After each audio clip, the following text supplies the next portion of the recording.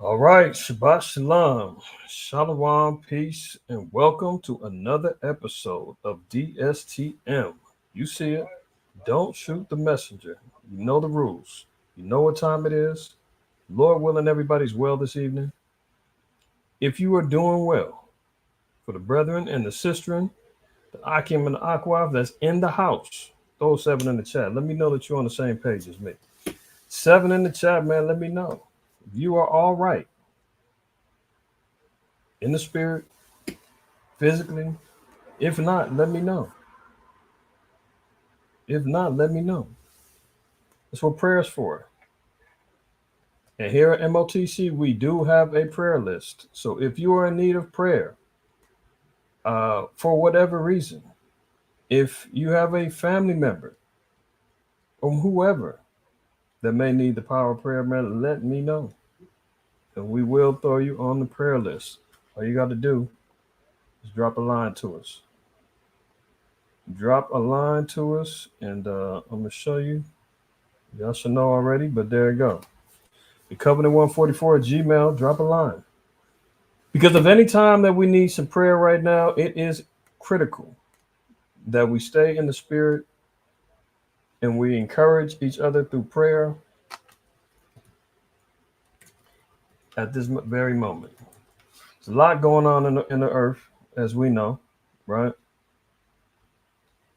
And, it's even greater time, man, that we remember and keep each other in our prayers. Uh, Scriptures tell us to pray without ceasing. Let's get that real quick.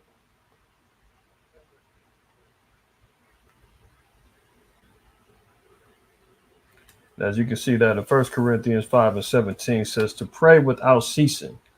So with that being understood, yes, we want to keep each other in our prayers, man. Keep the nation in our prayers because we need it. Lord knows. Lord knows, man. Things are going to be very interesting and changing moving forward, man. 2025 on in is going to be uh, a real shocker for a lot of us. You know, that's what I see prophetically. That's what my spirit is telling me. I'm sure some of y'all are feeling the same things. You're seeing the same things. You know, just looking at time itself, man, there's never going to be another October 3rd, 2024. That's over with. That's the past. That's once this day is concluded, according to Esau's calendar, and we move forward. There's never going to be another October 4th. So there's no turning back at this point. Everything that we have is what's in front of us. So the only thing we can look at right now is what's happening currently in front of us, how things are changing, how things are being manipulated. We should know it's going to be different, man. If I'm coming in solid, man, good to see. Good to see everybody's doing well. All praise to the Most High Yahweh, man. Shalom Belshazzar, Shalak, Uziel, Malachi, Yara, Carlos, Kohath, Bayan, all the usual fams in the house, all praises. You know, it's a Friday Night Lights. I gave no warnings, no heads up, man. Whoever locks in, man. Whoever's awake is awake. Anyone that's going to be joining us later as the evening goes on, because sometimes people be popping in an hour or 2 hours later, and I'm like, wow, they still up? You just now getting a notification or just now realizing? And then most, if not some others, will watch it tomorrow. So all praises. It's all good either way. If the sound is coming in clear, throw a seven in the chat for me. We're going to get right to it, man. As you can see, and many of y'all know, man, everybody that's within this family over here and this realm over here, man, your eyes is peeled, man. Yep, very astute in the spirit. Um, so anything I'm talking about has probably already been on your mind, already been on your spirit. You already ran across it, or some stuff you may not know.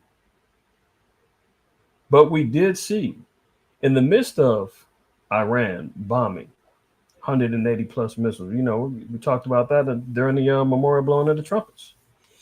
Again, with such great timing, that the Lord said, now's the time to sound the alarm. Let's get that real quick in numbers. To sound the alarm, because we had various means for war. I mean, various tones that we had when it came down to war. So just freshly coming off of memorial blowing the trumpets, prayerfully everybody that kept it on the same date that we do according to our calendar, man, y'all had a blessed one and enjoyed yourself.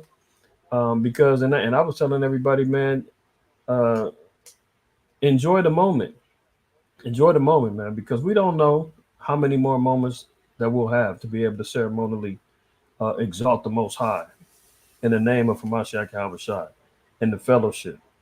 You know, you understand what I'm saying? So enjoy each moment. Enjoy each moment, man. Never neglect to exalt the name of the Most High and Yahushua, man, and to take part in His feasts. All right. Numbers 10:1, and the Most High Yahweh spake unto Moses, saying, make thee two trumpets of silver of a piece, of a whole piece, shalt thou make them, that thou mayest use them for the calling of the assembly and for the journeying of the camps. And when they shall blow with them, all the assembly shall assemble themselves to thee at the door of the tabernacle of the congregation. So when that trumpet blows, that's an alert to let everybody know, man. It's time to stop the bullish, man. Israel needs to come together as a calling of an assembly. We need to align ourselves up soundly, and just be in awareness on one accord. You ain't all physically got to be together, but we have to be in the spirit together. We need to be assembling ourselves in the mentality and the spirit of righteousness and truth, prophecy, repentance, all of those good things. Okay. Let's just look at this real quick. Dropping down to verse 5, it says, verse 4, and if you blow out the trumpet, Salaki, and if they blow out with one trumpet, then the princes which are heads of the thousands of Israel shall gather themselves unto thee. When ye blow an alarm, then the camps that lie on the east part shall go forward. When ye blow an alarm the second time, then the camps that lie on the south side shall take their journey. They shall blow an alarm for their journey. So the trumpets were being utilized for marching purposes, to keep things decent and in order, right? But let's drop down to verse 9. And if you go to war in your land against the enemy that oppresseth you, then ye shall blow an alarm with the trumpets, and ye shall be remembered before Yahweh your power, and ye shall be saved from your enemy. So this is why it's important that we still keep the ordinances. Look, let me read up verse 8. And the sons of Aaron the priest shall blow the trumpets, and they shall be to you for an ordinance forever throughout your generations. So we rehearse the righteous acts, the line of Aaron and the priesthood. We see according to Hosea chapter 4, the Most High said, thou should be no priest to me. Malachi 2, he said that the priests have been corrupted. Amongst other scriptures, man, we're after the order of Melchizedek now. So we still rehearse these righteous acts. We still keep the memorials according to the laws in Leviticus 23 and others regarding blowing the trumpets. But this is important because we're at a point now where we're seeing warfare taking place. And the Lord said, and if ye go to war in your land against the enemy that oppresseth you, then ye shall blow an alarm with the trumpets, and ye shall be remembered before Yahweh your power, and ye shall be saved from your enemies. So we see that the trumpet was important because that was an alarm. Even the Most High, when he hears the trumpet, he's like, oh, my children are at war. Let me go ahead and make sure that they're taken care of and be saved from the enemies. Let me go and send forth the heavenly host to empower them to overthrow their enemies, and all those that oppress them can be discomfited. So it's important, that we adhere to what's going on in the earth and what it means for us in our salvation, right? So if we see what happened over there in the initial bombings on Tuesday, there was also an additional bombing all the time. Well, died. I'm gonna make it brief, bro. I'm not gonna steal your shine. I'm not. You know how I go. We're in the spirit. So I'm not sure what you're gonna bring out tomorrow, but it's just in the spirit. All right? But I'm gonna try not to touch on too much of what you already got going on. Whatever the spirit led you to. But nonetheless, there was an additional bombing that Israel did. They blasted some Russian a Russian military Air Force military site in Syria. So now Israel has extended their warfare to bombing Russia as well. Syria, Russia, Iran, America attacked and let some rockets go on the Yemeni Houthis. So we're seeing the whole pot stirring up over there in the Middle East. How does that affect the rest of us, man? It's all prophetic. This is letting us know how much closer we are. Okay, so let's get to it. Let's get to it. The dock strike is over with. Well, is it really? See, we gotta be careful. The news is talking about, oh yeah, it's over. No, it's not. No, it's not. It's been suspended for 90 days until January, I believe, 15th, where they're going back to the negotiating table. They worked out some of the financials, but there's still one big elephant in the room that needs to be deliberated on, and we'll get to that shortly. Okay. Let's look at this. In a rare sermon, Iran's supreme leader issues a warning to Israel. And this is what he said, quote, "What our armed forces did was the least punishment they could do against Israel." Now, this is important. When he's saying that, this is because when they're doing this particular when they're doing these particular bombings, Iran has to be strategic. They're supposed to hit particular military sites, weapons depots. They're supposed to maybe hit some oil fields or oil tankers, things that could cripple the infrastructure. They're not really supposed to be targeting people. They're not supposed to be targeting real, military sites. They're basically their objective was to throw out warnings, and the warning was Iron Dome, Schmiron Dome. We can touch you if we want to. And that's exactly what they did. So when the Israelis and the small hat GMOs are out there saying nobody got hit, nobody died, well, we know that that's a white lie, so to speak, because later on they admitted that they had some deaths. But initially they said, "Oh, it was nothing." Remember that? Now they're popping up with body counts, and that's only what they're allowing us to hear or to know, right? Because they control the media.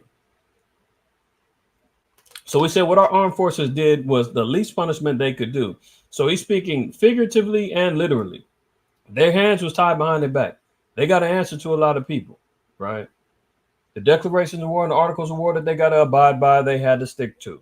And also they got to listen to they white zaddy Russia and Putin, who's telling them, "Nah, we're not going all out yet." Now he said, adding that what is logical and rational will be done at the right time and will be done again in the future if necessary. So he's saying they're going to continue on if necessary. What is necessary? Because the GMO troops are starting a ground invasion. They've already been contemplating how they're going to return with an additional attack, a retaliatory attack. So this thing is going to continue on. All right. Let's get a couple scriptures on it. Let's get the famous Amos.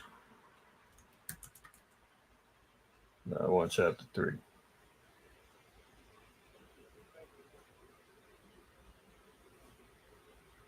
Chapter 3, verse 6. Shall the trumpet be blown in the city, and the people not be afraid? Shall there be evil in the city, and the Lord have not done it? Surely the Most High Yahweh will do nothing, but he revealeth his secret unto his servants the prophets. The lion hath roared, who will not fear? The Most High Yahweh have spoken, but who can but prophecy? So when the Most High speaks, he's speaking prophecy. That's what we're supposed to be understanding. We're supposed to be analyzing. We're supposed to be trying to figure out and understand the ways of the Most High. Remember, the Most High said, "My thoughts are not your thoughts." So when we're seeing these back and forth, these tits for tats, remember a couple of weeks ago, I was scratching my head. I'm saying, well, how come the Iranians, why they don't just go all out, man? And then later on, we found out, oh, there was a ceasefire deal on the table that America double-crossed them and lied about and didn't uphold. And that's what prompted them to say, okay, well, you know what?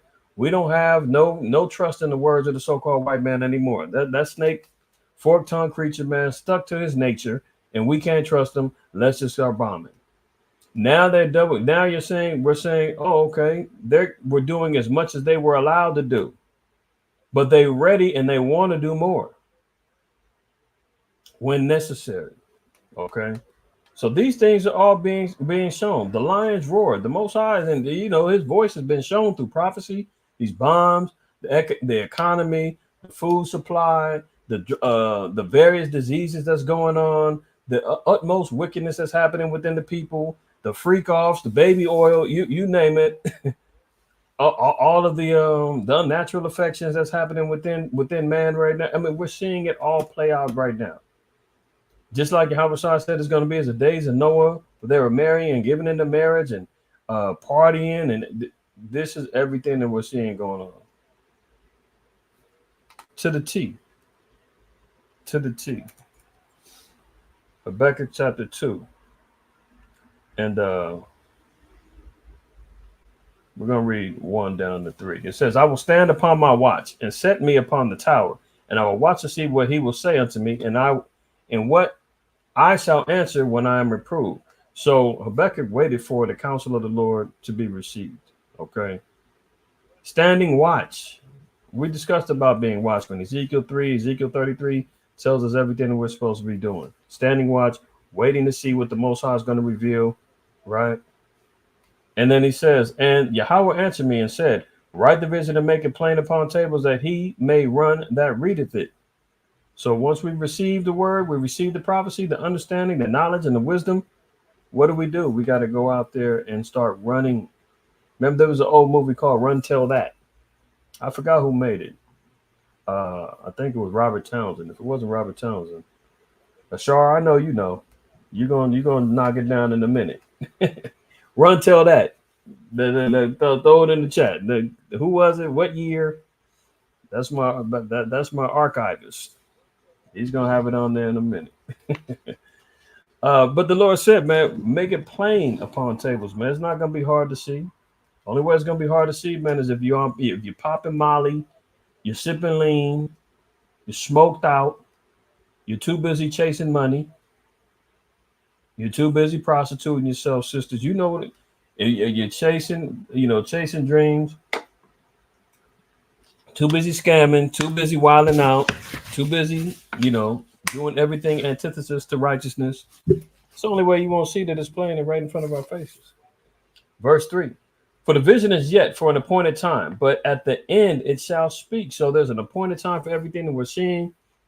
The vision that was being shown to Habakkuk, it had its time. All the rest was going to have its time. It says, but at the end it's going to speak. And it's loud and clear now. I mean, you got to be a fool, man, if you can't hear and see what's going on the earth. And it's not going to lie. Of course not, because the Most High said in Numbers 26, he's not a man that he should lie. So everything that we're seeing is prophecy. Again, the men of the Lord are being vindicated. The faithful believers of this word are being vindicated. Can't nobody call you, you're in the cult and you crazy and all that other stuff. They can't say that anymore to try to shame you. Now they're looking at you saying, hey, you might have been onto something. Okay, maybe you think we could talk about yeah, I remember what you told me. I'm ready to get right now. Too late. Oh, Martin Lawrence, there you go. That was his comedy special. See, there you go, my brother. Run Tell That. Yeah, that was Martin's comedy special. Now is coming back to me. I think that was after he had his whole little episode, man, where they said he was, doped up in North Hollywood or somewhere in 100 some odd degree weather, dressed like he was in 30-degree weather, and he had to come in for a psyche valve. I think that was it. But yeah, the water, bro. For the vision is yet for an appointed time, but at the end it shall speak and not lie. Though it tarry, wait for it. So although it may seem, let me make sure I throw it on there. It was Martin Lawrence. That's right.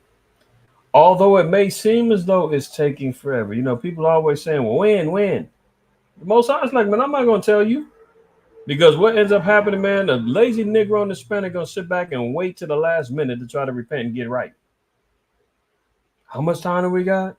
Yeah, man, brother says it's going to happen in the next year and a half. Okay, well, I'm going to wait a year and I'll take the other half to get right. No. At that point, it's too damn late. The Most High said, though it tarry, wait for it. That's why Yahweh said, in your patience possess your soul. Let me get that real quick in Luke.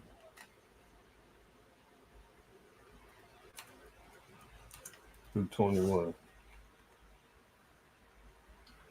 Luke 21:19. In your patience possess ye your souls. See that?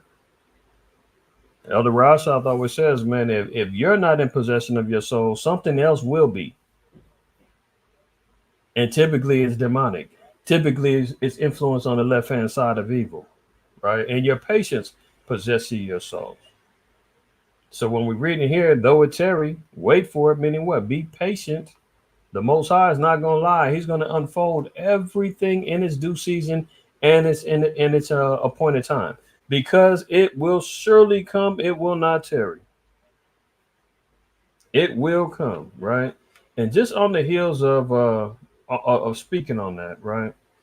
Let me give one more. I'm a little off base on this one, but check this out. Being that we're going to be atoning in a week from now, Day of Atonement, for those who don't know or who are looking forward to the date, is next Friday. Some already did theirs. Their calculations is different than ours. So be it. But our calculations are found to be on point. Next Friday at sundown will be atonement. High holy day for all of Israel to seek the face of the Lord 10 times or more, man, in the spirit of repentance. Full fast, no drink, no water, no. Well, I'm starting at 7 o'clock in the evening, and I'm going to end at 7 in the morning. That's 12 hours. No, 24 hours, full day, no consumption of food or liquids. You got to allow the spirit to lead and guide you on that day. The flesh needs to be denied so that the spirit of the Lord can minister unto us, and our cries for repentance, our prayers to be heard by the Lord can actually be acknowledged. So with that being said, and knowing the times that we're in right now, that what we're seeing is important and it's imperative that we continually move in that spirit. Let's drop down. We're going to read Sirach 5 and verse 2. Follow not thine own mind and thy strength to walk in the ways of thy heart. See, the reason why all of us are logged in right now is because we realize our way wasn't the way. Following the ways of man, following the ways of the world, following the ways of the college, the institutions, the gang, the hood, your corporate bosses, that's telling you what you need to do to move up the ladder, which probably is going to compromise your faith, your walk, your laws. The Lord said, no, don't follow your own mind and your strength to walk in the ways of your heart. And say not, who shall control me for my works? For the Lord will revenge, surely revenge thy pride. Say not, I have sinned, and what harm hath happened to me? For the Lord is long suffering, he will in no wise let thee go. See, you got a lot of people, man, that's running around here in the world, in Israel, reckless. And they thinking, hey, I'm still living, I'm still doing my thing. I ain't no problem, ain't nothing happened to me. What God? And then they start questioning the existence of the Most High. The Most High was like, look, don't get vain and don't get bold to say I've sinned and ain't nothing happened to me. So let me add sin to sin. Let me continue on my path of destruction. The Lord said he's long suffering. The Lord is like the ultimate. You hear about the feds and how they build cases, RICOs and everything else, right? They allow crime to go down. They allow drug trafficking, murders, prostitution. They allow weapon sales and all kind of stuff to go down, so they can sit back and tally it up. They sitting back with tapping phones and wires on informants and the whole nine, just getting hours and hours of recordings. Same way, the Most High sends the angels are sitting back recording. And then when it's time to deliver, guess what they have? A 98% conviction rate. You can't go back and say, oh, hold on, I was framed, I was set up, I didn't really mean that. No, you're caught on camera. We've got wiretaps on you. Oh, we've got snitches and we've got all kind of informers ready to sell you up the river. You ain't getting out of this one. You want to take a plea deal? Oh, who are you ready to snitch on? Well, that Jake, he was with me too. We both did. And you're tearing everything down. That's how the Lord is long suffering. He's like, go ahead. I'm not letting you go. Verse 5, concerning propitiation. Propitiation is a form of repentance. concerning propitiation, be not without fear to add sin to sin. And say not his mercy is great, he will be pacified for the multitude of my sins. Oh, the Most High knows my spirit. I have my own personal relationship with him. Oh, me and God got to understand, and he allows me to do this, that, and the third. And, I never been punished for it, so what's the big deal? Constantly exalting his mercy, but you're never talking about his judgment. Praise God for his mercies. Let me go out here and smoke this weed. Let me go out here and kill this brother. Let me go out here and fornicate. Let me go out here and commit adultery. His mercy is great. Excuse after excuse. It said, don't do that. For mercy and wrath come from him, and his indignation rested upon sinners. Make no tarrying to turn to the Lord. See that? Israel will be loved to be put on the back burner, put the Most High on the back burner. Oh, y'all, you guys, there they go again. Fearmonger. Oh, we're worth it. Yeah, we know about all of that. Oh no, boy, that's not real. That's always happening. Regional conflicts always happen. Y'all are always trying to twist it in with the Bible. Oh, don't worry. Yeah, we know the dock strike is coming, but it's gonna be over. Don't worry. Okay. Make no tarrying to turn to the Lord, and put not off from day to day. For suddenly shall the wrath of the Lord come forth, and in thy security thou shalt be destroyed. Most I didn't say in thy security he's going to have mercy and perish in the day of vengeance. So we got to always stay on point, because you never know. You never know. So Becca told us, though it tarry, wait for it, because it's surely going to come. It's not going to tarry, right? Lamentations 3. Let's read 25 and 26.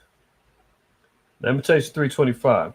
The Most High Yahweh is good unto them that wait for him, to the soul that seeketh him. So as long as we're waiting on the Most High, we're patiently waiting, right? We're not doomsday prophets over here saying, oh, the next week, all hell's gonna break loose, it's over with. No man knows the day or the time. Only thing we know is signs that we're supposed to be adhering to, watching for. Remember, Yahweh even told us, watch and pray. Yahweh don't even know the day. He's sitting back waiting. So if we gotta wait, he gotta wait. Yeah, we want to accelerate the time. We saying, man, I hope this is it. I hope this is it. But you know what? Amos told us, woe to them that desire the day of the Lord.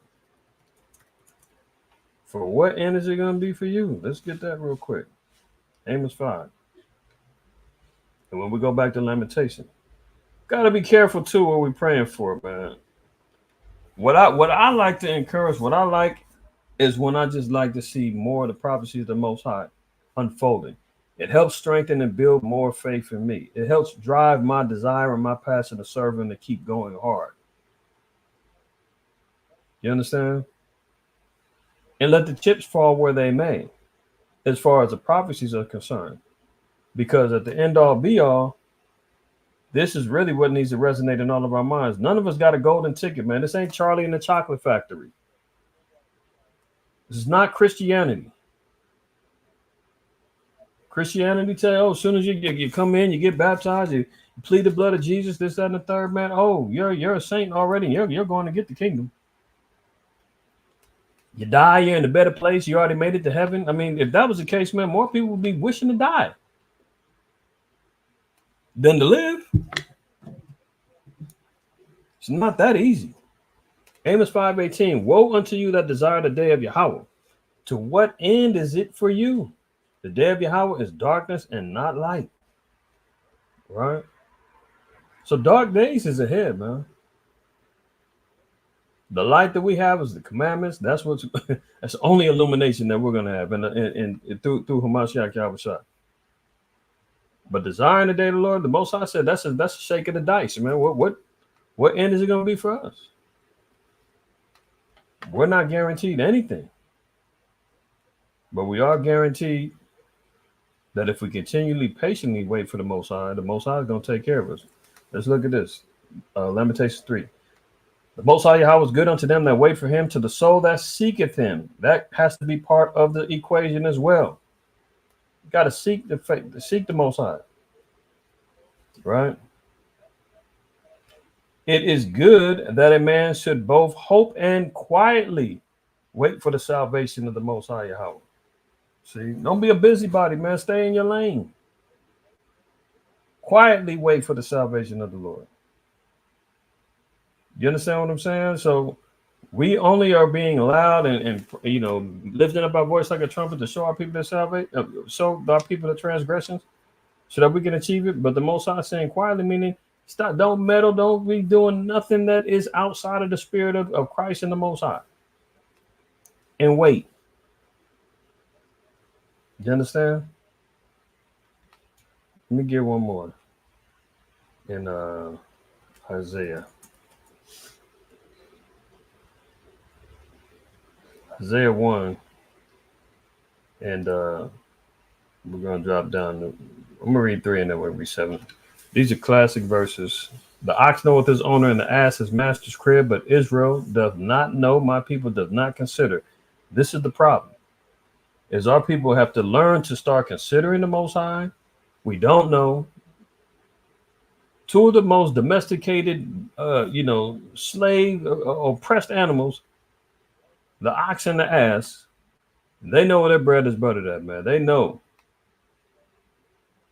to stay loyal to their owner, this, that, and the third, right? But Israel, we don't even consider the Most High, man. We talking about Allah, Buddha. We talking about the ancestors. We talking about the universe. We talking about crystals and rocks becoming our gods now. Money. You dig what I'm saying? The drugs, the weed, the narcotics, the liquor. That's all becoming gods unto us, man. But we don't consider the Most High. Drop down verse 7. Your country is desolate. Your cities are burned with fire. Your land, strangers devoured in your presence, and it is desolate as overthrown by strangers. And we clearly see that now with the bombs going off. It's been that way for years on end, but this is even more turned up now, right? I think it was in 2006, the last time Israel got into it, I believe, with Lebanon, man. And Lebanon smacked them up. And right now, there's a unified coalition amongst the Arab nations. And they're saying they're going to shut down any U.S. military intervention. They want neutrality. They like, look, if Hamas and Gaza, if they can't get their own independent state, then we're not going to furtherly support America and Israel going at other Arab countries, i.e. Syria and Iran. They want neutrality. They like, look, we're not allowing that, which means that they're all going to be in cahoots. All the wild man nations, all the Arab nations, with the inclusion of the Persians, they're going to align themselves up against America, Israel, and quite possibly the UN if they got to get involved. So let's read this again. What our armed forces did was the least punishment they could do against Israel. He said, adding that, quote, what is logical and rational will be done at the right time and will be done again in the future if necessary. On Tuesday, Iran fired 200 missiles at Israel in retaliation to Mr. Nasrallah's death, as well as the recent killings of Hamas political leader Ismail Haniyeh and an Iranian commander, Iran's Islamic Revolutionary Guards Corps said. Let's move on to the next one. Let's look at this.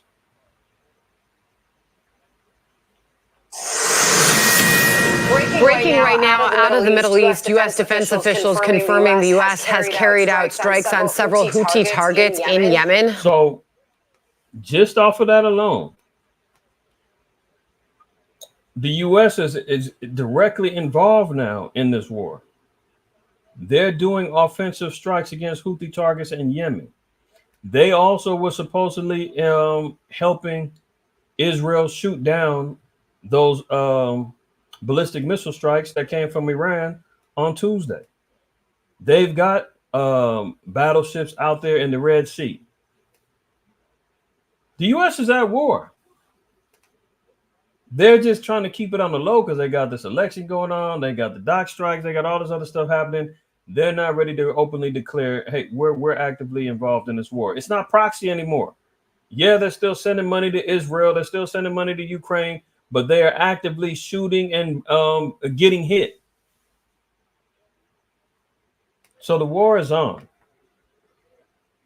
albeit at a minute level for the U.S.'s standards, but they're involved. Let's get right to Jennifer Griffin. She's got the news live at the Pentagon for us. What do we know, Jennifer? Well, Sandra, we have new details about these airstrikes. These are unusual airstrikes because the U.S. has not been striking at Houthi targets in Yemen for several months. And you'll remember that just a week ago, 3 U.S. warships came under attack by over a dozen ballistic and cruise missiles and drones. Came under attack.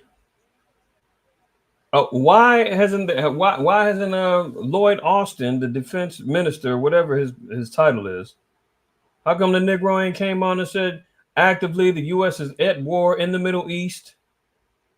We're being assisted by our allies in Israel. They're keeping it hush up. They're trying to suppress it before everybody loses their mind, before the markets go crazy, before oil prices shoot up greater than everything we're expecting right now. They're trying to suppress everything before this election and everything goes down. That's what I'm saying. Next year is when they're really going to let things go. Who knows? It could go down even before then. They could really turn up the heat even before then. The video's echoing. Let me see. Let me try one more time. Fired by the Houthis, and there had been no response until now of that attack last Friday.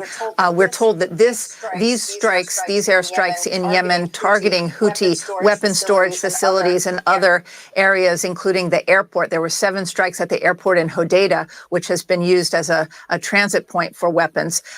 We understand that this is not in retaliation for last week's attacks on those U.S. warships. The U.S. Navy warships managed to shoot down those dozen or so ballistic and cruise missiles last week.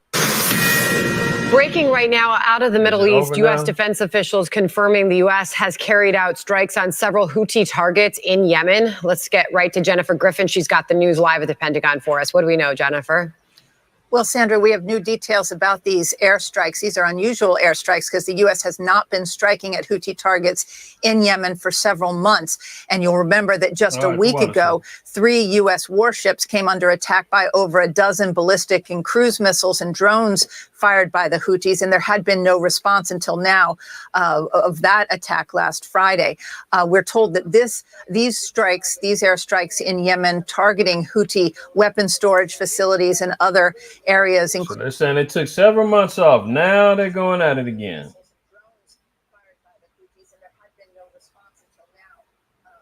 Including the airport. There were 7 strikes at the airport in Hodeidah, which has been used as a transit point for weapons. We understand that this is not in retaliation for last week's attacks on those U.S. warships. The U.S. Navy warships managed to shoot down those dozen or so ballistic and cruise missiles last week. But what we have just learned is that these airstrikes carried out by the U.S. military from the air and from the sea concluded just a few moments ago. This also comes, remember, on Monday, Sandra, that the Houthis shot down an MQ-9 Reaper drone, a U.S. drone that was flying over Yemen. That is the 8th drone that has been shot down by the Houthis in the last year. Those drones are worth $32 million. So that's a big loss for the U.S. military. But what we can say right now is that U.S. airstrikes from warplanes as well as from the sea just struck about a dozen sites inside Yemen. So the U.S. now is going at it with the Houthis, who are in cahoots with Hamas, who's in cahoots with Hezbollah, who's in cahoots with Iran. So indirectly, the U.S. is involved with war with Iran. You understand what I'm saying? And one thing, we were just talking about this on the new moon, and talking about who the next elected quote unquote pharaoh will be. Will it be, come on now, Harris, or will it be Agent Orange? Will he make it? Will he come back, the chump? Right. Either way, it doesn't matter because Kamala Harris, she already said that she's going to continue on with the diplomatic strategies of the Biden administration, which means continue funding all these other countries, giving them all the money, continue going to war. And then the Trump said that anybody that tries to assassinate an American president needs to be blown to smithereens, as he was alluding that Iran had already made a couple of attempts on his life. He's saying that they was Iran that did these assassination attempts, or they've already tried and failed. And he said that they need to be blown to smithereens. So sounds to me that he's ready to go to a war with Iran immediately, as soon as he hits office in January 20th. So either way, the clock was to continue ticking on this war. Targeting Houthi strongholds. Sandra? All right, Jennifer Griffin with that update live at the Pentagon Forest. Jennifer, thank you. I'm Steve Doocy. I'm Brian Kilmeade. And I'm Ainsley Earhart. And click here to subscribe to the... Matter of fact, let me see if I can find that.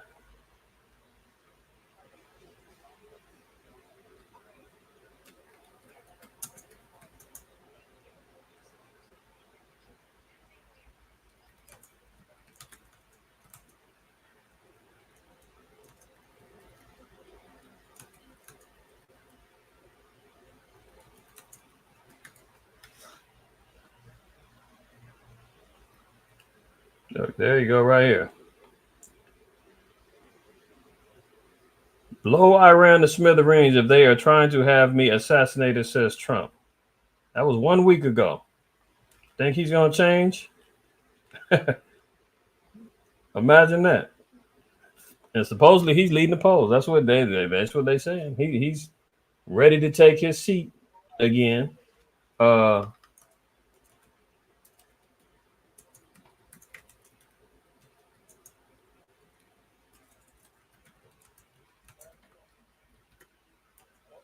She says for now. Let me remove your comment, Ashura.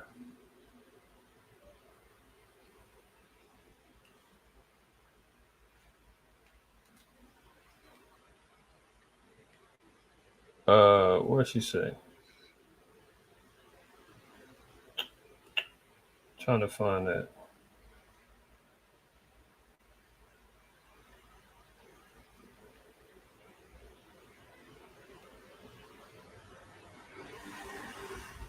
There was one that's a little bit more recent. But you see here, what a Kamala Harris, or is it Kamala? Because they're saying that that's racist if you don't say her name right. These maniacs is wild, man. That's why we call her koala, camel toe, whatever. Harris, foreign policy could look like. She will likely stay tough on Russia and China and has rebuked Israel's handing of aid into Gaza. In most areas, Harris will likely continue many of President Joe Biden's foreign policy objectives. A Harris administration will probably offer strong support for Ukraine's war effort and continue initiatives to deepen alliances in Asia and the Pacific in the face of China's geopolitical ascendance. And she will likely still see the U.S. provide robust support to Israel and other allies in the Middle East. So there you have it. Ain't nothing gonna change. And with her laughing and giggling, she might push the panic button on accident and launch some nukes off, laughing as she gets the codes. Who knows? But let's get back to it. All right, good. Russia and Iran ties are gaining strength. Well, we know why that's happening. Y'all know where we go. Say it with me now. Ezekiel, what chapter? Throw it in the chat. Let me see if y'all been following. Help me out. Where am I going? If Iran and Russia are strengthening their ties, where is that at in the scriptures? What prophecy is being spoken about in Ezekiel? Let me see if y'all on point. Ezekiel, what chapter should I be going to?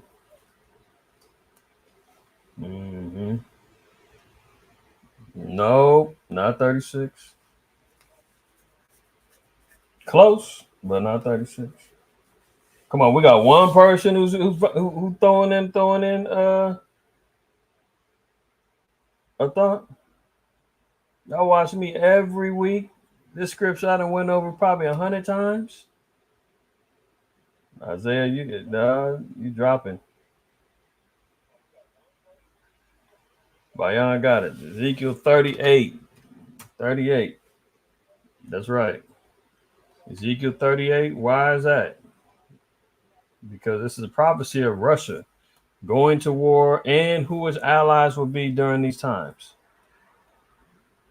Verse 3, it says, and say, thus saith the Most High Yahweh, behold, I am against thee, O Gog, and the chief prince of Meshech and Tubal. Meshech is understood to be Moscow. This is the areas of Russia, Meshech and Tubal. Gog is the chief prince, meaning who is the head of Russia. In today's terms, it will be Vladimir Putin. He just won a re-election. I forgot how long their terms of presidency goes. For the next few years, he's still going to be acknowledged as Gog, or the chief prince of Russia. What did he say in verse 4? And I will turn thee back and put hooks into thy jaws, and I will bring thee forth and all thine army. So the Most High is going to throw hooks in his jaws. He's going to be pulled into a military conflict, him and all his army.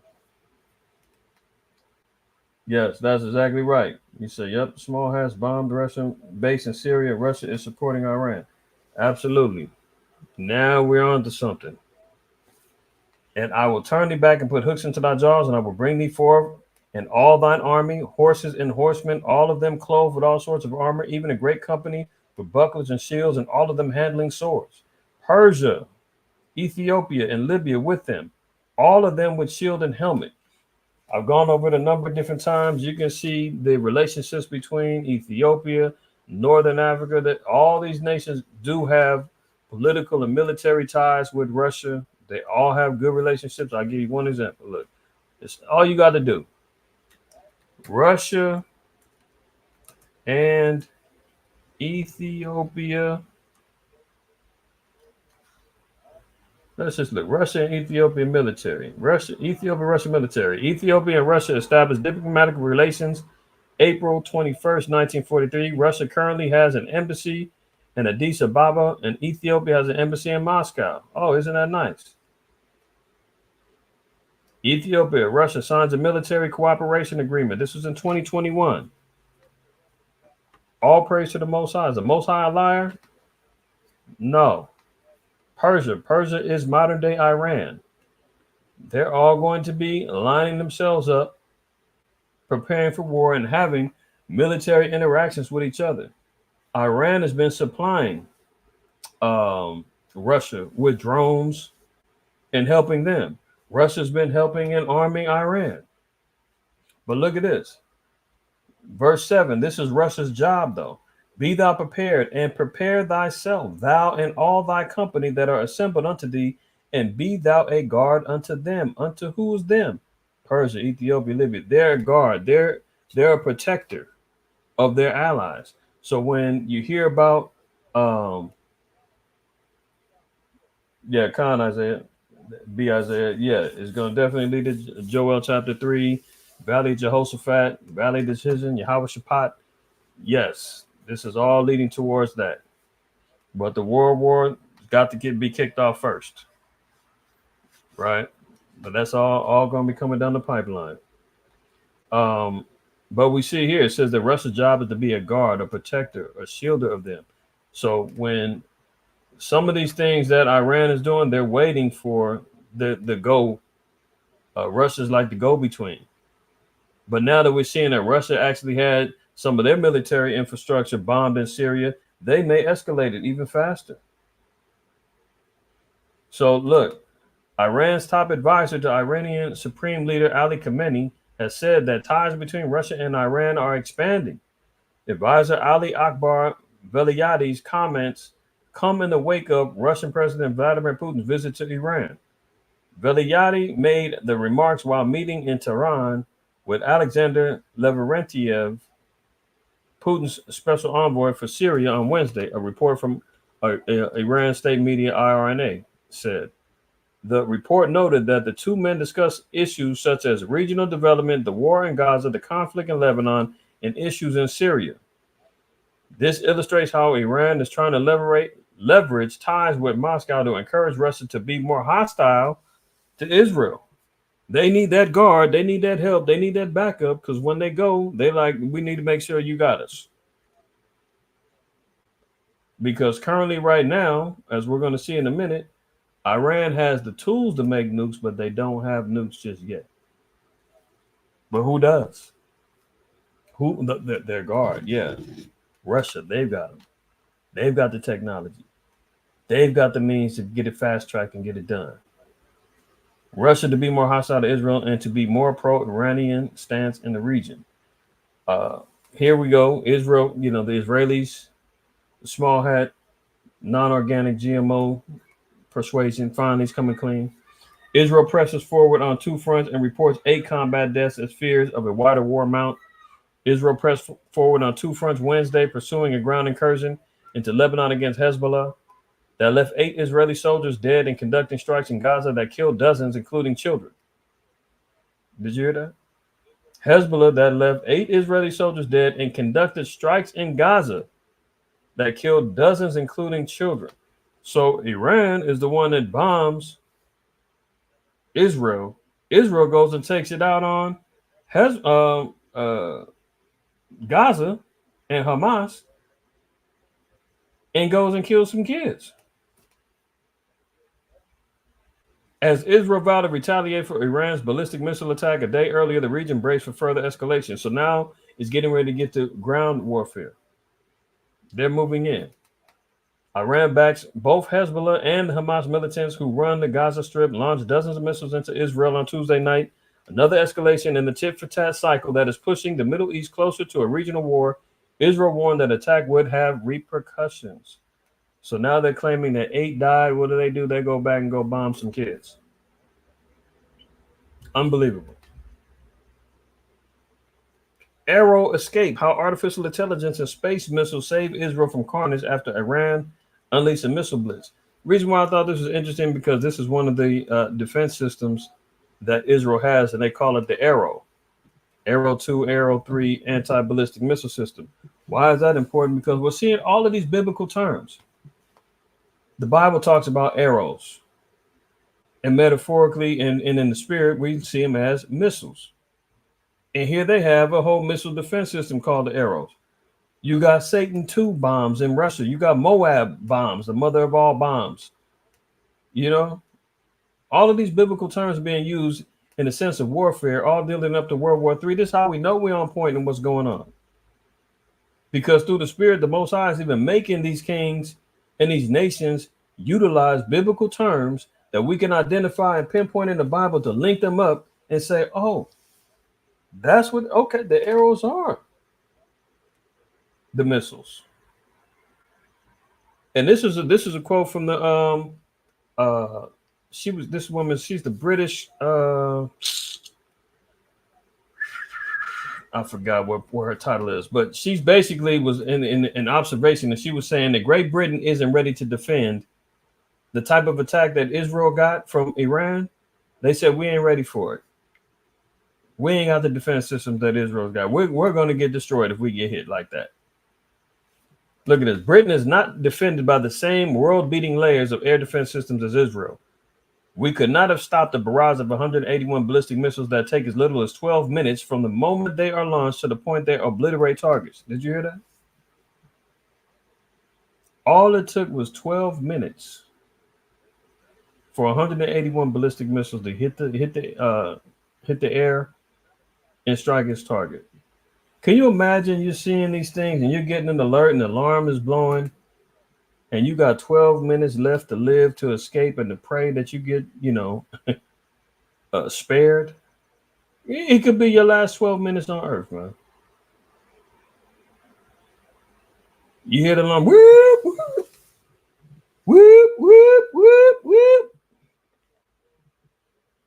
This is not an alert. Incoming ballistic missiles should be hitting in 5 minutes. This is not an alert. Go to your shelters and pray to your God. Pray to Satan. thinking they're going to escape, man. But Great Britain is already acknowledging, look, they're not prepared for no type of warfare like this. That's why they huddled up underneath of America and talk stuff behind America's back. That's why Russia was like, Great Britain probably be my first target amongst the NATO nations. That's an easy swipe. Then we got France, we knocked them out. Poland right next door, knocked them out. 12 minutes. Now you see why the Mossad said in an hour, America's done for. And by all intents and purposes, the experts, and I've showed the experts interviews and the knowledge about the intercontinental ballistic missiles and the nukes. 72 minutes, they say, which roughly is what, an hour and 12 minutes? It says 72 minutes, man, is all it takes to obliterate all of America and ready in nuclear winter to take care of the rest. There's some real stuff. Continuing on, it says, we do not have an Iron Dome or David Sling, although they were not what saved Israel on Tuesday. Blast to the edge of space, the weapons that really saved Israel this week are its Arrow 2 and Arrow 3 anti-ballistic missile systems and 2 U.S. Navy destroyers. The Arrows are the crown jewels of Israel's aerial defense array, a multi-layered air defense system that they can shoot down missiles in space. The only thing in Britain's arsenal remotely comparable are the few dozen Sea Viper missiles on board 6 Royal Navy destroyers. Few dozen. So I thought that was interesting regarding, yeah, absolutely. The Samson option. That's another good one. Yeah, they've got a couple of different things, man, that Small has got lined up in addition to America ready to, slit their wrists and jump out in the middle in front of them. But the rest of the nations in NATO, they're going to struggle. In particular, we see Great Britain. Continuing on, Iran is months from the bomb. Stopping it may not be easy. What bomb? They're talking about nukes. Look at this. Following Iran's Tuesday night attack on Israel, which saw Islamic Republic launch nearly 200 missiles at Israeli territory, the question is not whether Israel will retaliate, but how. Calls to military target the Iranian nuclear program are neither new nor surprising. But while strikes may be able to roll back parts of the nuclear program in short term, they could ultimately exacerbate the threat and limit options to deal with it in the future. Iran does not currently possess a nuclear weapon, and there has so far been no indication that Tehran has made a decision to weaponize the program. Remember, Iran has already gone kind of black on communication. They're not letting everything be known. They didn't give U.S. a heads up saying they was going to do the bombing on Tuesday. They're being much more secretive. So this could be just what they're letting everybody think. No, we're not messing with the news. We haven't made a decision on whether or not we're going to pursue the technology or not, Yeah, we're just going to keep using our conventional bombs. But look, should Tehran decide to rush towards a nuclear weapon, experts have assessed that it could produce sufficient weapons-grade enriched uranium for a single weapon in under a week. How do they have that technology down so fast? Let me get that in once. This the one, Jeremiah 49:35. Elam also represents the Persians, right? And the East Indians. But they share a bond. They share an understanding. That's why I always make reference to the movie 300. When you see the king, which is supposed to be Ahasuerus, launching the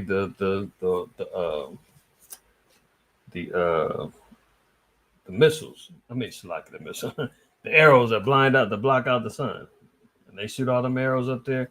That was their primary force, their primary mode of weaponry is the bow.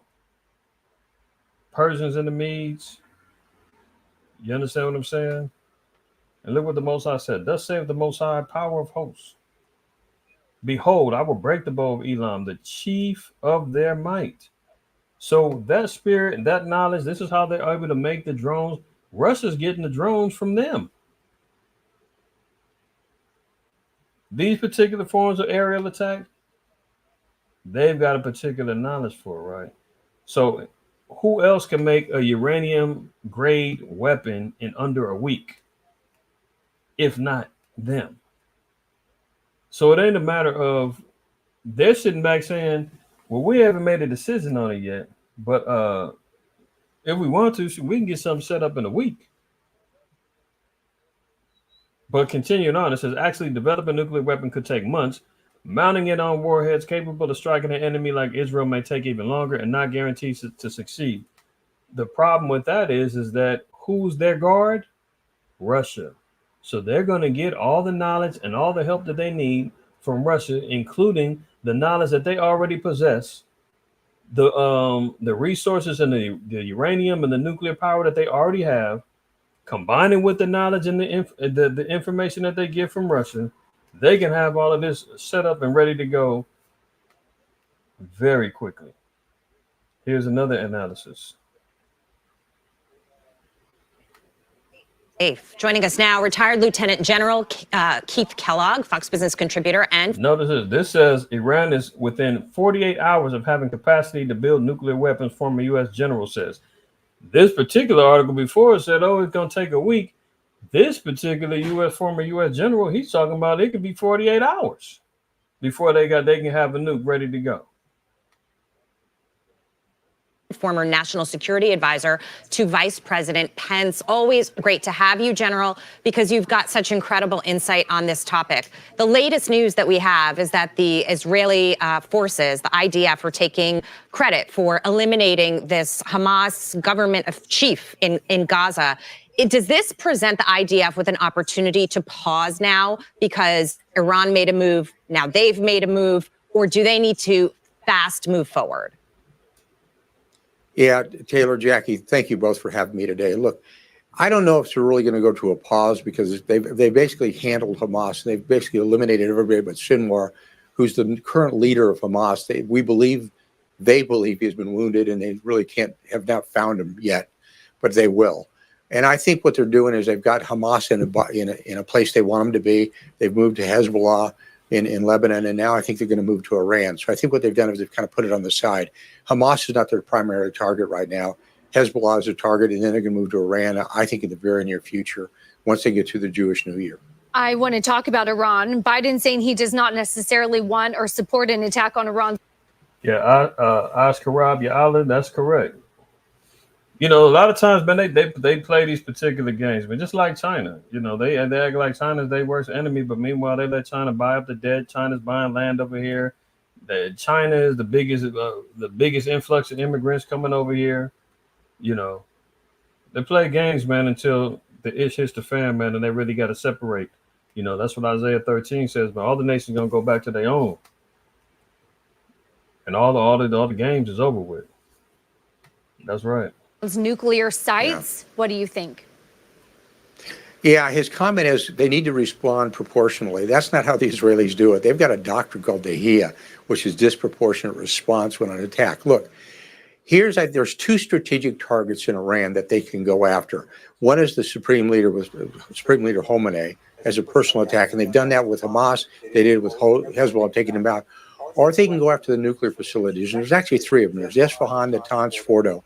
And in the ease of attacking, Isfahan's the closest one to Israel. Then you got Natanz, you got Fordo, which is near Tehran. Well, I ain't going to let this demon keep bumping his gums. But bottom line is he's talking about the tactical strikes that they could carry out.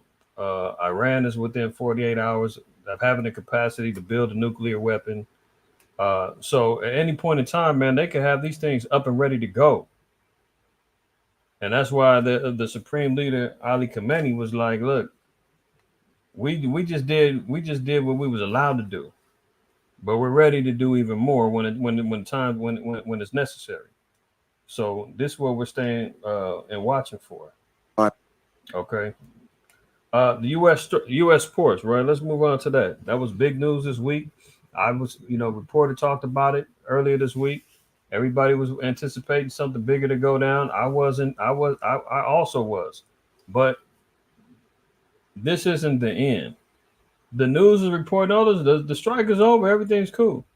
No. This is just a suspension on the strike. The demands is far from over. Look at what it says. U.S. ports start a 100-day countdown clock to new strike. So after 100 days, they basically bought 100 days time, which pretty much leads into January 15th. If a new deal is not stricken by January 15th, the strike is back on. That's 5 days before the quote unquote new president sits in their throne. They didn't want to disrupt the elections and everything else that's going on. So they struck a deal and said, okay, I think they're going to pay them out. I think they said 60 some odd percent increase over 6 years. So they're pretty much going to get a 10% increase every year, right? And what's interesting, man, I seen the video. The head of the ILA, the International Longshoremen's Association, this guy was always out there talking about, I'm going to cripple you. You know, when my men strike, we're going to shut down the what do you say? The car dealers, they're not going to have cars to sell. They're going to get laid off. The food, they're going to get laid off. So he basically was throwing out, major threats about how when he, tells all his men to strike, how it's going to impact the economy, which is all real, right? But this dude is living in a 5-car garage, big old mansion. He ain't hurting for nothing, man. I think the New York Post had posted some pictures of him in his house, man. This dude living in a big ass mansion, 5-car garage, driving a Bentley, and he's out there woofing like he's some blue collar worker struggling out there, front lining with his men who's scraping up, pennies to eat every day. So they're, trying to drain the pockets so that they can come up, right? But the biggest thing that's on the table is the automation. They want AI and robots up out of there, and they're already being acclimated into the system. There's no turning back from that. So remember, they just like they did the UPS workers, just like they did Amazon and all, they give everybody, they tell everybody, all right, come on, we'll pay you. And before you know it, here come AI, here come the robots, layoffs in the hundreds, layoffs in the thousands. They'll pay out for a few months, and then the layoffs start kicking in. Let me see if I can find that article about UPS.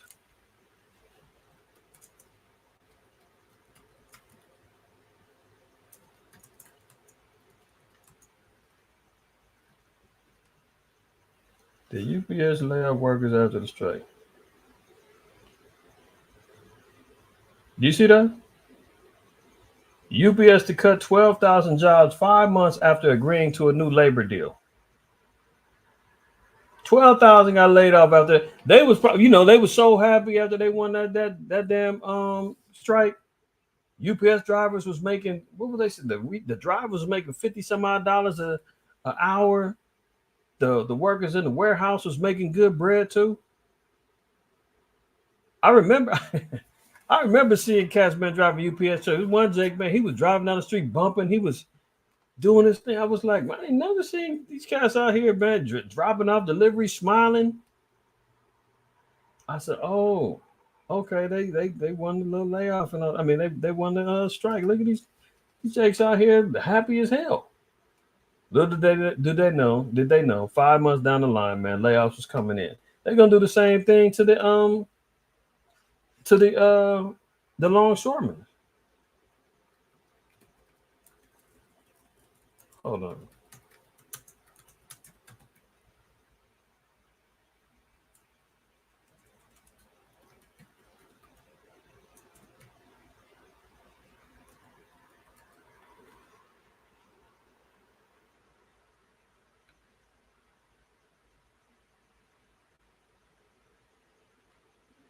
Slack you real quick. I was looking for a video they had of showing the damn automated cranes and trucks moving the cargo. I can't find it out the top, but it's okay. But that's the deal breaker. So right now they're going to pay them out a little bit of money, 100 days in. Once they get the automation lined up, it's over with. That's how they plan in 2024 and before. This is why, you know, the $20 an hour, we talked about it last week, and even before that, the $20 an hour fast food wage increase. Next thing you know, all of a sudden, Burger King, McDonald's, and all these other places is getting kiosks inside, so they don't need you to tell you, welcome to such and such, can I take your order? Yeah, they don't need you no more. You go up to a kiosk and type in what you want, it automatically goes back to the back, they cooking it up, and before you know it, man, they're gonna have the damn robots flipping the burgers and shaking the fries.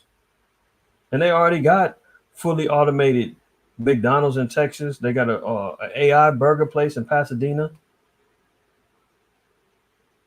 You notice you go to a fast food place now, and they got some automated voice already talking to you.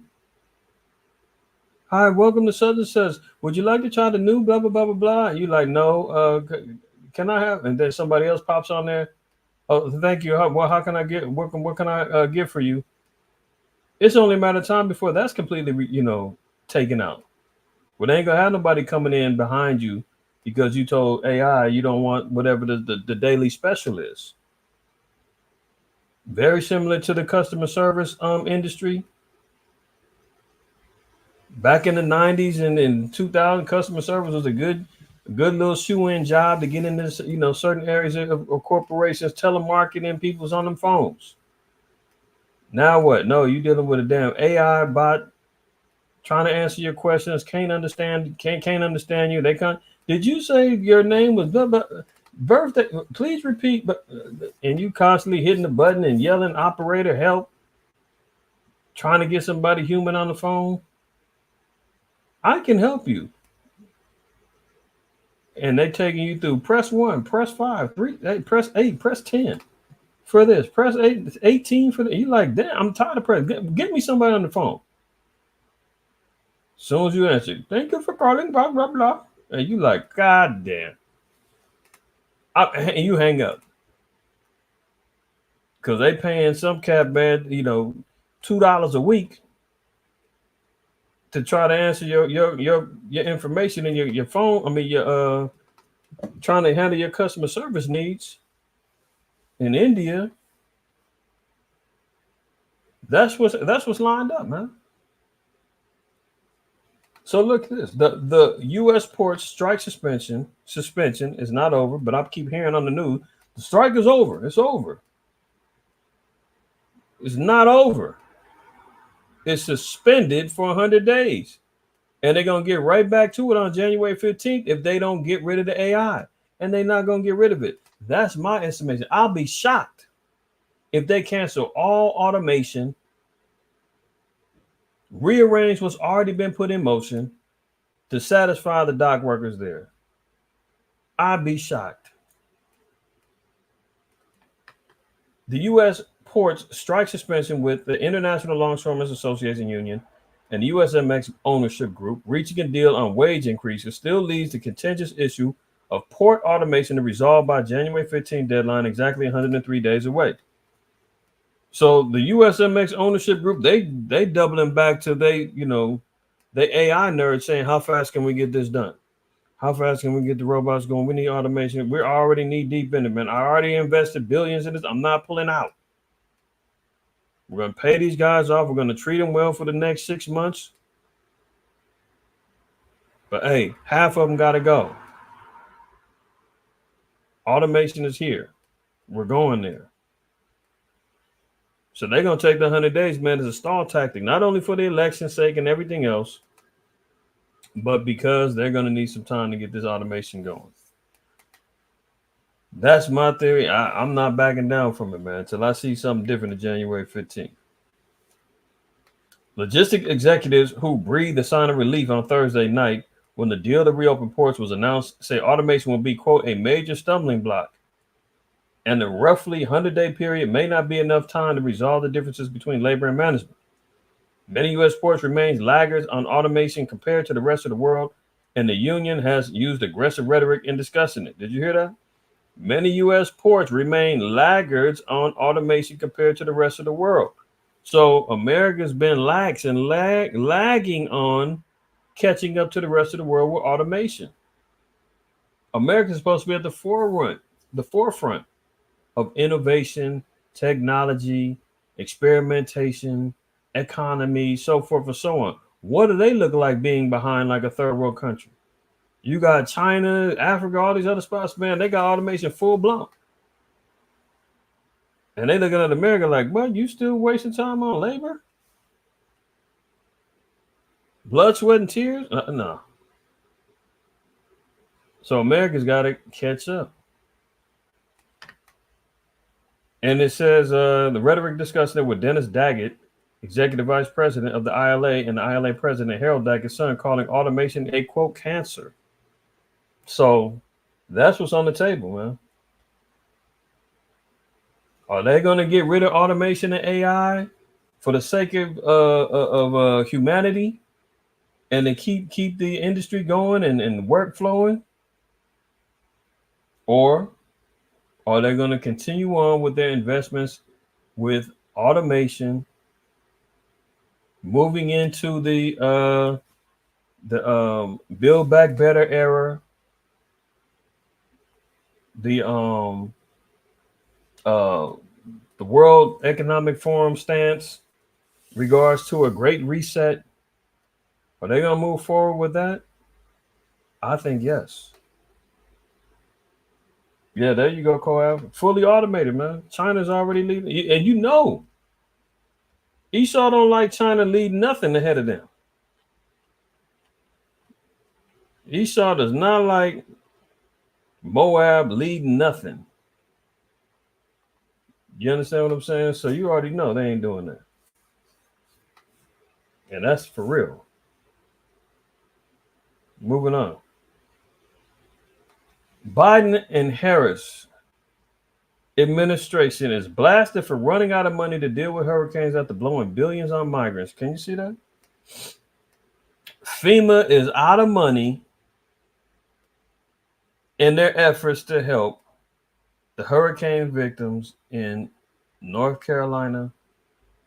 Florida has kind of been self-sufficient. Florida already kind of like had their ducks lined up in order. But still, a lot of the other states that need help, they ain't getting it. See, what's that in Lamentations? Our eyes have yet failed for our vain help. Lamentations 4. And 17. As for us, our eyes as yet failed for our vain help.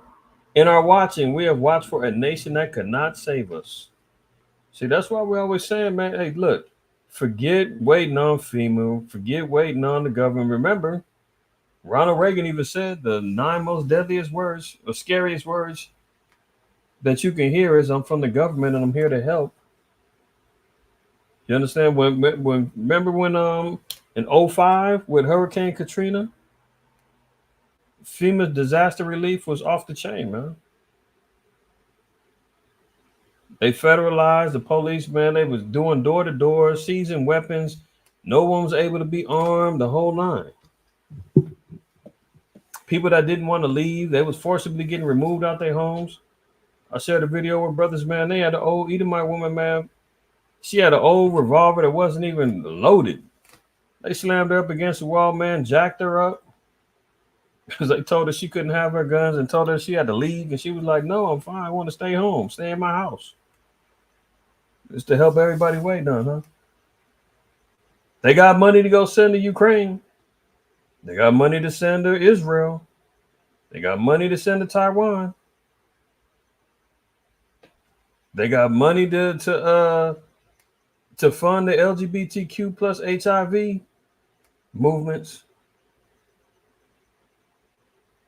They got money to save the whales. But they don't have money to help the people in North Carolina that got hit with this hurricane. Imagine that. The federal government's disaster response agency doesn't have enough money to help Americans left in distress by Hurricane Helene after blowing billions on illegal migrants. So they saying the migrants, they getting all the bread too. They definitely got some of that money. Over the last 2 years, the Federal Emergency Management Agency, or FEMA, has handed out more than $1 billion taxpayer dollars to specifically support illegal migrants with housing. But now there's no money to help out the 150,000 American citizens who have reached out for federal assistance after their homes were damaged by Hurricane Helene. FEMA doesn't have the funds to make it through the season. Department of Homeland Security Alejandro Mayorkas admitted on Wednesday. Only last week, Congress passed a funding bill for an additional $20 billion for the anticipated hurricane season. So FEMA's broke. People ain't got nothing to look forward to, man. But look at this guy. Look at Joe Biden. What's he saying? What do the states of the storm zone need, Mr. President? If y'all can't hear it, just read it, because he's talking low. They got some sort of interference in the background. He says, what are the states of the storm zones needs, Mr. President? The states that are in the storm zone, what do they need, slow Biden? Joke Biden? North Carolina, Florida, Tennessee, the other states that got hit. What do they need? What's he going to say? What do the states of the storm zone need, Mr. President? Sorry? What are the states of the storm zone? What do they need after what you saw today? I'm sorry? He's already lost. He don't know what he's talking about.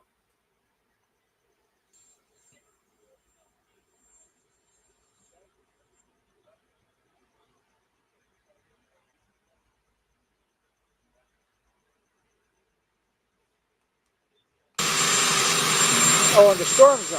Yes, sir. I'm wondering what storm they're talking about. I'm wondering what storm they're they're talking talking about. about. Where has he been at?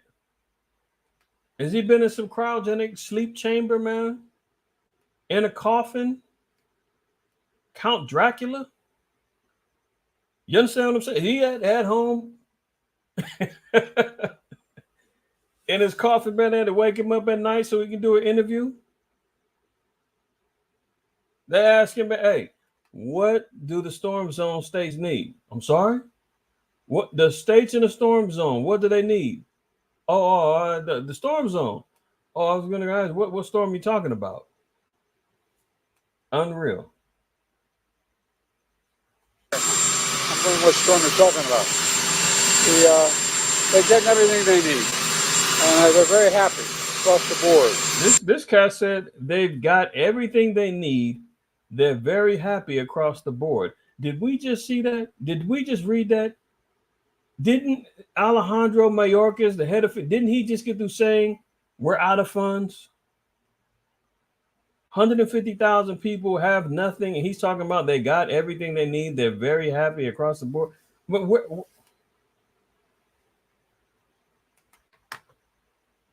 and this was the cat, man. The Negroes and the Spanish running around here ready to carry him up to the next 4 years before they realize, man, he can't do it. He can't do it, man. Oh, Aladar 750's coming next, man. 750's coming next. So we just got I'm gonna have to go back to the Congress and get some more money to approve. I'm gonna have to go to Congress and get some more money approved. I thought they had everything they need. They're fine. You got to get some more money approved. You ain't got no damn money. Another damn lie. Now look at this. Here's a little Marjorie Taylor Greene. She's a House Speaker, Republican. She puts out a claim. They can control the weather, claims Marjorie Taylor Greene, after deadly Hurricane Helene kills more than 200. So she just throws out there, hey, it's ironic, man. This is the worst storm that we've had in what they say in our modern historic era. This is the worst one, right? And it's hitting particular states, Republican battleground states, all this other stuff. I mean, throw your tinfoil hat on if you want to. But how's this going to affect voting? Are people's homes are destroyed, schools, restaurants, grocery stores, gas stations, people's ability to get out and travel, go to your local polling booth. That they're not going to have that within the next 30 days. How are they going to go? Are they going to go back to mail-in votes and all that like they did in 2020? I'm just saying. Now they make it seem like she's crazy. Well, everybody should know whether manipulation is real. I put the definition right next to it. Geoengineering, let me slow down. Geoengineering is the large-scale manipulation of Earth's climate for a specific benefit. That's out of Britannica.com. That's a peer-reviewed encyclopedia site. Geoengineering is the large-scale manipulation of Earth's climate on for a specific benefit. Imagine that. What benefit? Who's the benefit from this particular climate manipulation? And what's the benefits that are going to come out of it? I'm just saying, who knows?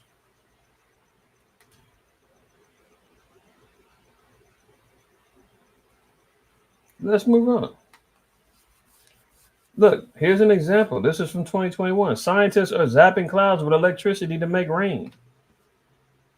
The proof is in the pudding. They actually do have the technology, and they've done it. Saudi Arabia, this was 2021, 2020.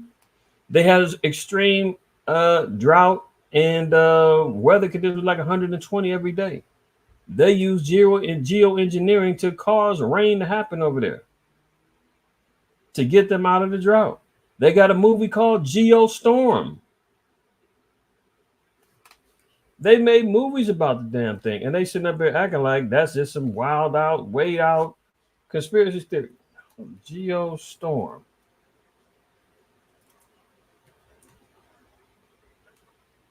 Anybody seen that? 2017.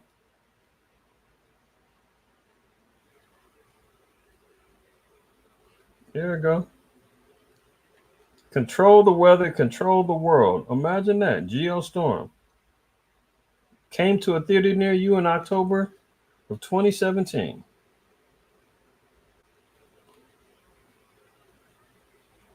But the fact she says it, sounds like you off your rocker, man. So could that weather been manipulated for political means? Who knows? All I know is that there's people jacked up right now. And America says, we ain't got it.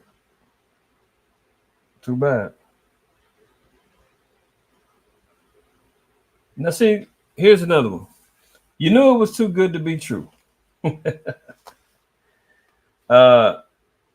go America, man. Remember, it was, the stories was coming out of Oklahoma, coming out of Mississippi. The Bible's got to be taught back in the schools again. 10 Commandments again. Remember that? And they was telling everybody, get ready. Now look at the approved Bible. This is why you can't listen to the damn white man.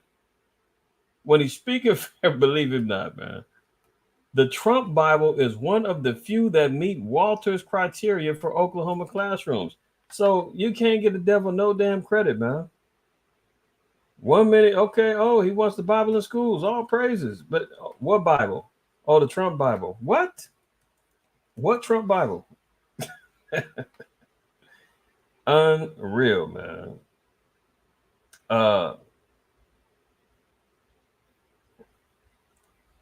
Let's look at this Revelation 22:18. For I testify unto you, every man that heareth the words of the prophecy of this book, if any man shall add unto these things, the Most High shall add unto him the plagues that are written in this book. And if any man shall take away from the words of the book of this prophecy, the Most High shall take away his part out of the book of life and out of the holy city and from the things which are written in this book. Now, you add to or take away from the book. They're saying that the Trump Bible is approved, one of the few that meet the criteria for approval to be taught in the schools in Oklahoma. What Trump Bible? What? Superintendent Ryan Walters isn't just talking about buying Bibles for schools. Bids opened Monday for a contract to supply the State Department of Education with 55,000 Bibles. According to the bid, documents vendors must meet certain specifications. Bibles must be the King James Version. Okay, I don't have no problem with that. Must contain the Old and New Testaments. All right. Fair enough. Must include copies of the Pledge of Allegiance. What?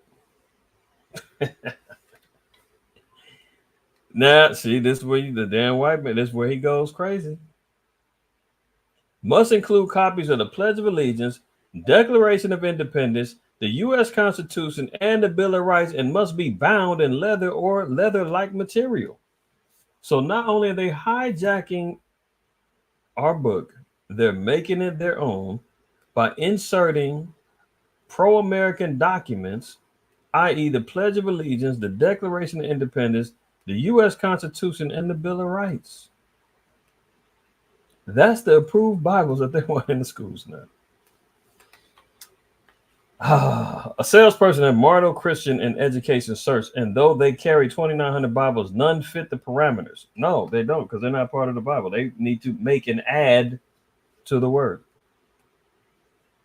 But one Bible fits perfectly. Lee Greenwood's God Bless the USA Bible. Now they got the USA Bible. You know how many Bibles they got, man? The NIV, the NLT, the ESV. They got the KJV.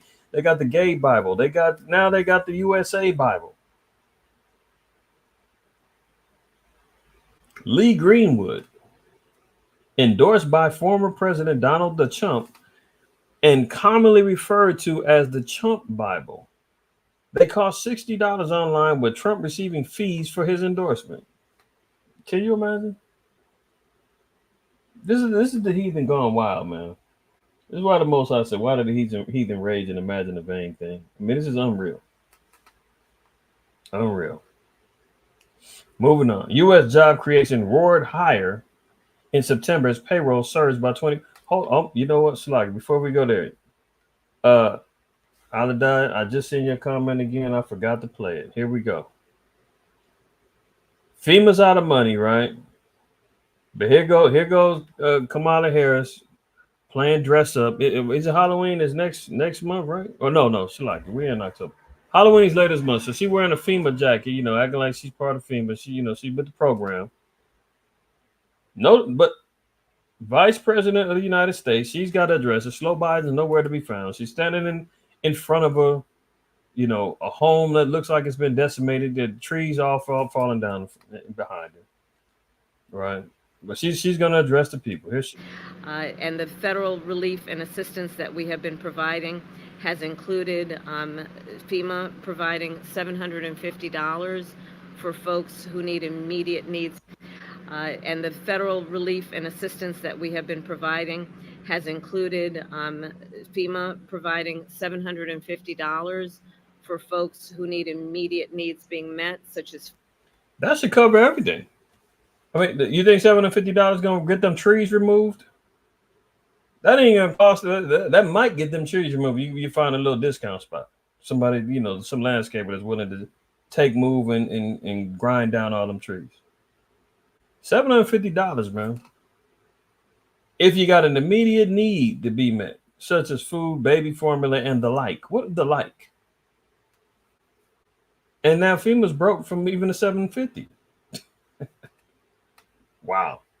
Food, baby formula, and the like. And you can apply now for anyone who's watching this who has been affected.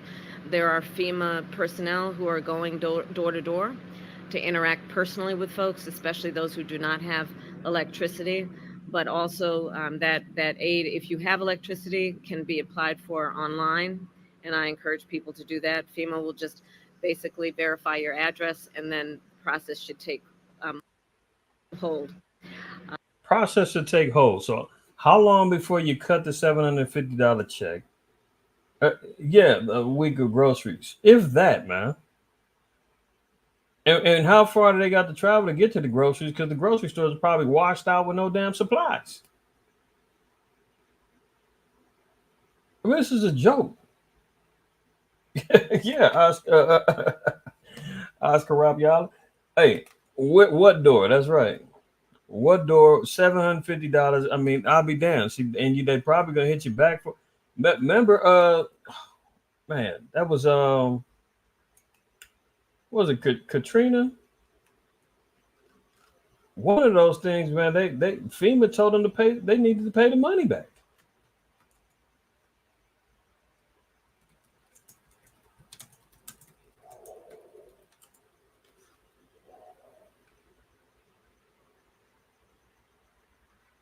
Look at this. 12 years after Hurricane Katrina, FEMA asked survivor for $12,000 back. FEMA forced man to repay 12 racks, man. Can you imagine?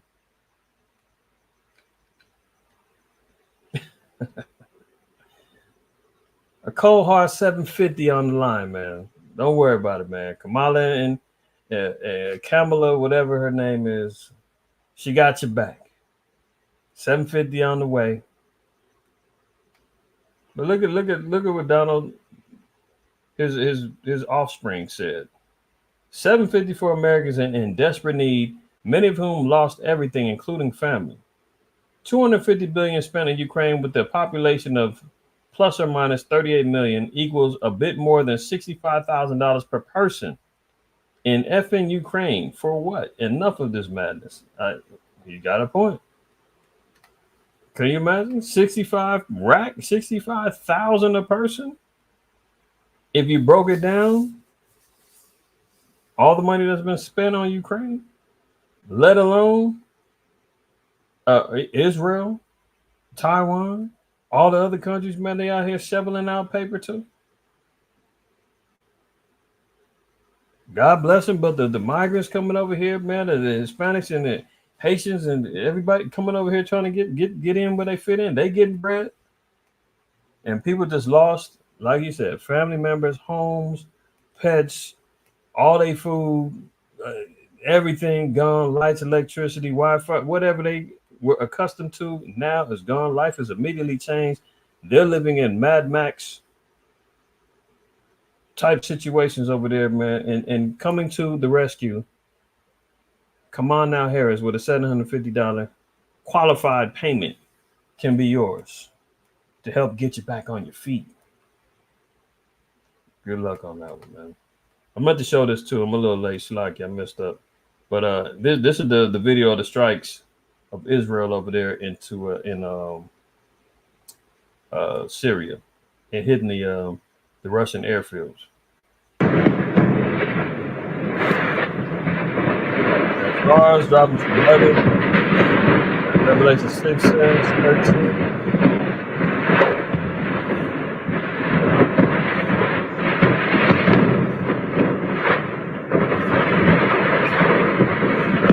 I mean, you see that, man, and I find it hard to believe that nobody's dying, nobody's getting hit. I mean, come on, man.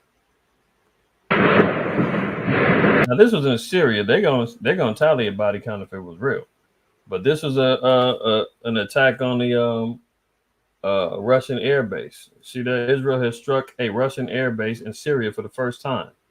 Israel attacked a warehouse at a Russian Khmeimim air base shortly after an Iranian plane unloaded its weapons for Hezbollah. Russian air defenses tried intercepting the Israeli missiles but failed. See? Unreal, man. But don't worry. 750 on the way. And scratch that, man. They're broke. All the $750 payments, man, is burnt out. So don't go online. FEMA's not coming to your door or what's left of it because they ain't got no money. Oh, but don't worry, man. The job report came out, man. Hey, it's roaring higher. I mean, unemployment is down. Pay wages is up. I mean, can we trust this? After they just got through getting busted, lying about 818,000 jobs that they claim were created and never were. I mean, just so happens, man, 30 days before the election. Hey, y'all, don't forget, we just had great job numbers. That's on our watch, a Democratic watch. Yeah, money's from rolling. Ask the people in North Carolina. And they said most of these jobs, man, is like part-time jobs. People working at bars and restaurants, stuff like that, man, like career type job. They're not there. There's no career jobs out there right now. The wages are down. So if you're transferring from one job to the next, man, don't expect a raise. You're not going to negotiate a higher salary. Nowhere. They just continue to lie, man. They just continue to lie. U.S. job creation roared higher in September as payroll surged by 254,000. Non-farm payroll surged by 254,000 in September, up from a revised. Oh, really? 159,000 in August, and better than the 150,000 Dow Jones consensus forecast. The unemployment rate fell to 4.1%, down 0.1 percentage point, as a survey of household employment showed an even stronger picture, with a gain of 430,000. Average hourly earnings increased, so hourly wages is going up. I can't tell. 0.4% on the month, and we're up 4% from a year ago. Both figures were ahead of respective estimates.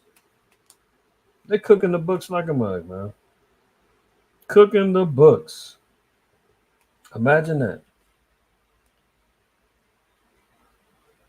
Oh, student loan grace period ends. Here we go.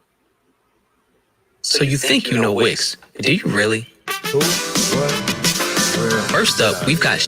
Yeah, good morning, Aaron. So this goes far beyond anybody who just walked across the stage in their cap and gown this last spring. More than 40 million people across the U.S. still owe on their student loans, and now missing a payment is going to start affecting their credit once again. The grace period was put in place last year when student loan repayments started back up after a more than 3-year pause during the pandemic. It protected loan borrowers' credit if they missed a payment. The Credit Bureau TransUnion reports only half of the borrowers who should be making payments right now actually are, and Americans owe collectively $1.6 trillion. So America's already, $36 trillion in debt? Slow Biden says, hey, we can afford to wipe off, 1.6 trillion of that. We'll just be 37 trillion. I mean, what's the difference? It's all numbers. It's all paper. Who cares? So he's failing to live up to his promise of student loan forgiveness.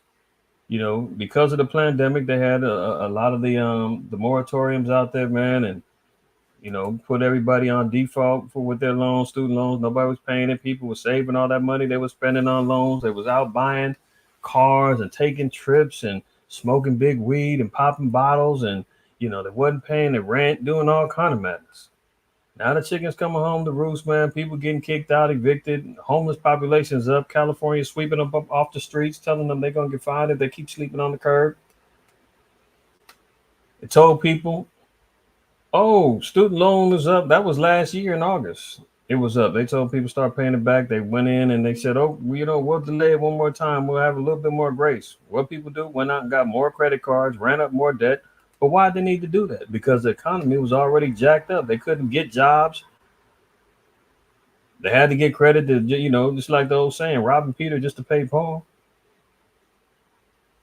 So they established and got more credit cards just to try to survive because of inflation and everything else. Now they're coming back saying the grace period is over, time to pay them loans back. Oh, and your credit's going to get affected. Wage garnishments is coming down the pipelines and the whole nine. And Slow Biden is running around trying to see if he can get it extended one more time and see if he can, do his last good deed to wipe out student loan debt before he exits stage left. But as of right now, it ain't happening. Americans owe $1.6 trillion in debt. More than 50% got new credit cards during the pandemic. More than 30% got a new car during the pandemic. Look at that. Why spend it? $1 trillion in loans.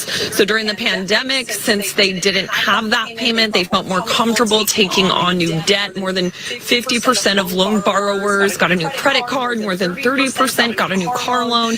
And now many people are looking back over their budget, wondering how they're going to factor student loans back in. The Department of Education says the average payment is between $200 and $300. What happens if you don't pay is the same thing that happened before the the pandemic. Student loan services will report payments that are 90 days past due to credit agencies, and then they default after 270 days of no payment. And that's when borrowers could see their credit score drop, their wages garnish, and struggle to get approved for car and home loans moving forward. So far, there's no plans to extend the grace period, so it looks like for now, borrowers will have to pay up. Imagine that. So now you got to add another $200-$300, depending on your loan. There's people out there with $80,000, $90,000, $100,000 worth of student loans. And you got to now incorporate into that a monthly budget that you're already living check to check. You're already budgeting, running to the Dollar Tree, Dollar General, trying to, get some groceries to supplement what you can't afford at your local grocery store. Your car notes are already 2 months behind. And here, you see, that's what people take it for granted, listening to the damn white man telling you, oh, don't worry. I'm gonna forgive you. You're never going to have to pay that back. And people in their mind, I'm never going to pay it back. I'm stuck. What? $80,000? That's wiped out. $100,000, $200,000 in student loans, that's wiped out. $30,000, I'm never going to pay that back. I'm just going to move. I'm living life like I don't owe that. And that's exactly what people did. They trusted in and trusted in oppression. And before you know it, boom, they got hit up, man. So the chickens coming home to roost, man. They're not going to be satisfied, man, until they squash everybody like grapes. And most is going to sit back and just say, you know what, I don't give a damn, man. Ruin my credit. I'm moving back in with mama. I don't give a damn.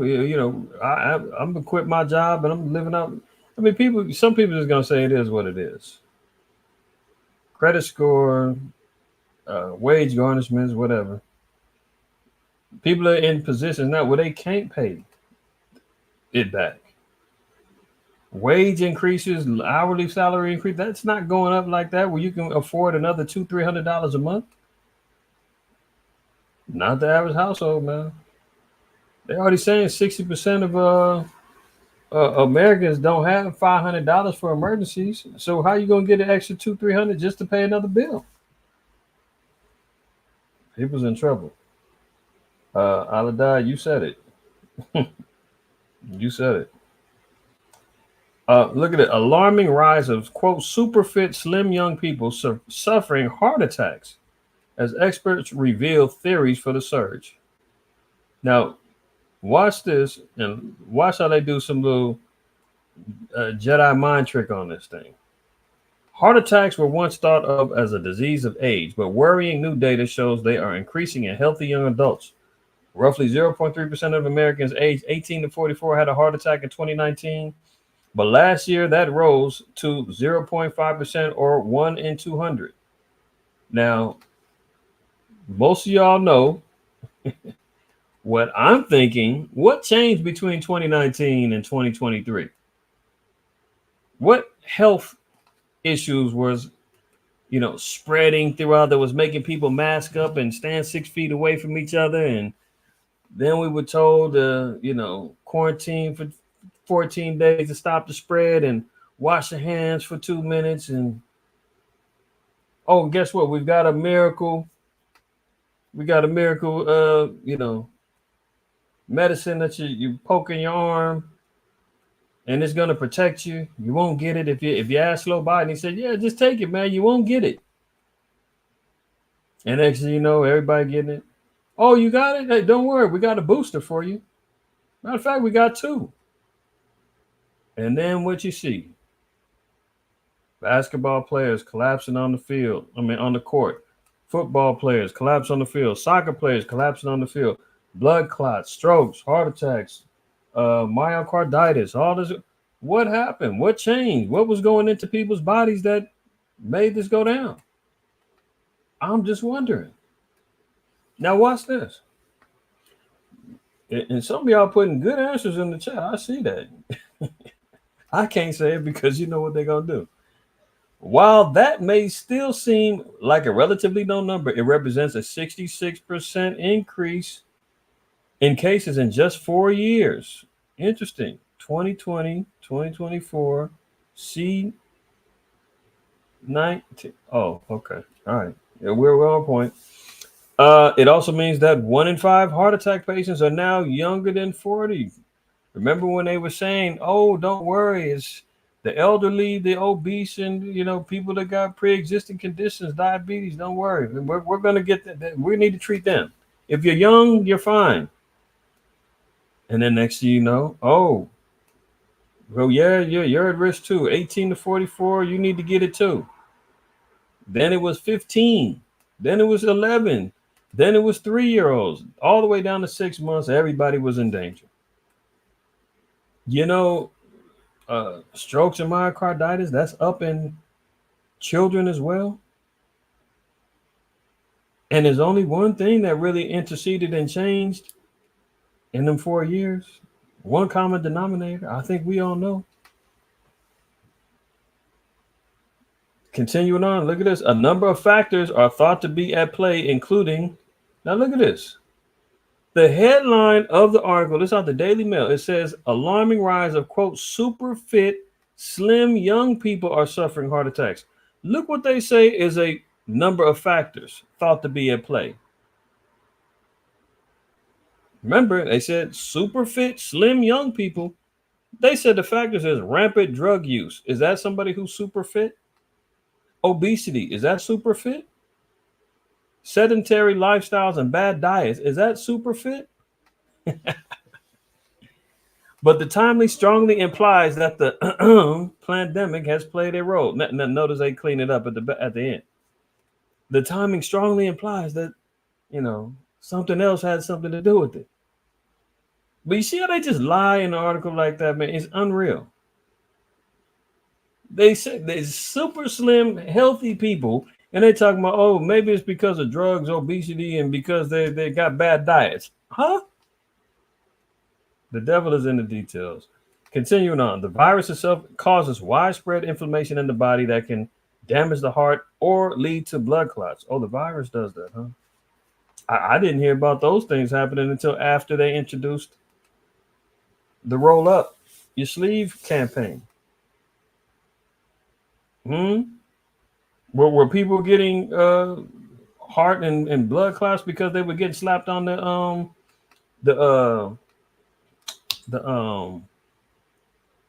what's the thing for the breathing mask? It's on the tip of my tongue, and